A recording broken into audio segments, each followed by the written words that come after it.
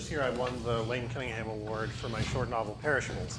And then I decided to self-publish it as an ebook and document what was required to sell a copy to 10 people I did not already know. I refer to this experiment as the Perishables Project. Some of the characters in Perishables have their origins in a role-playing game called Vampire the Masquerade.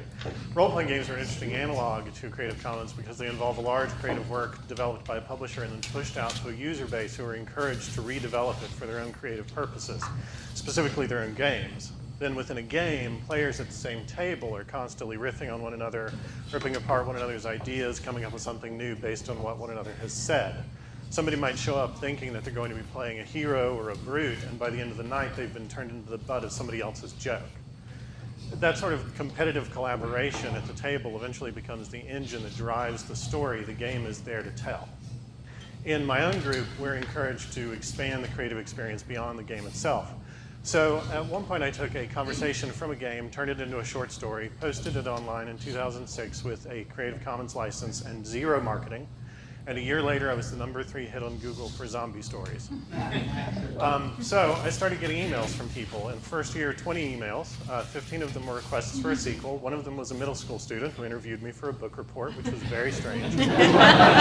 So I wrote the sequel. In 2008, I did the same thing, got twice as much response, twice as many personal emails, twice as many requests for a sequel, literally twice as many middle school book reports. The lesson that I learned from this was that people want access to content. And Creative Commons allowed me to give them access to my content. So I went ahead and I finished the novel, then I entered a contest, then I won. Then I found out that nobody would tell me how to self-publish a novel. I had to figure it out.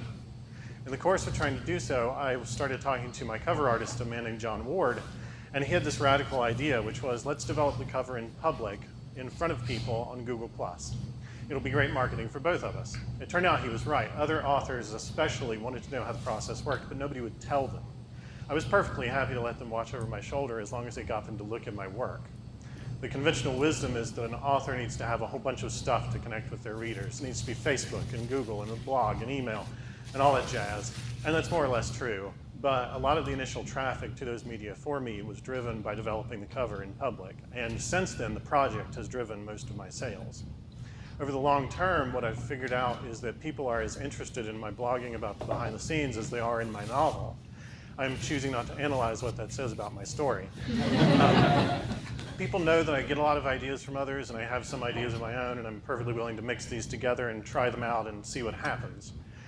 And I do get a lot of ideas from other people, and I act on some of them. For instance, I bought a banner ad on a specific website on the advice of an MBA.